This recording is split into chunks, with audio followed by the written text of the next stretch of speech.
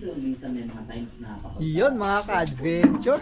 Ang ganda ng panahon. pagpusit ay pamamutik naman po ang pinagkakabalahan ng mga tao dito. At hindi na rin Porque yan? mawawala Oo. ang siyempre ang pag-vlog dahil na after po ng pandemic or during pandemic ay nagbukas na ng pinagagawang opportunity sa mga tao. Ganda ng panahon. Makakapamana tayo ngayon. Talagang taong Ano, si Bakalat, naglalaba. Hindi ka na, maglaba ka na. ay nagkaroon ng malaking benepisyo. Nagkaroon ay nagkaroon kami ng trabaho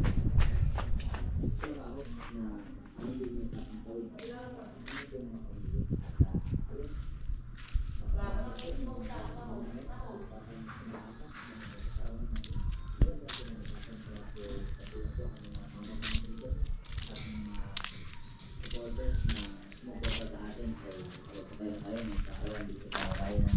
ang tawid.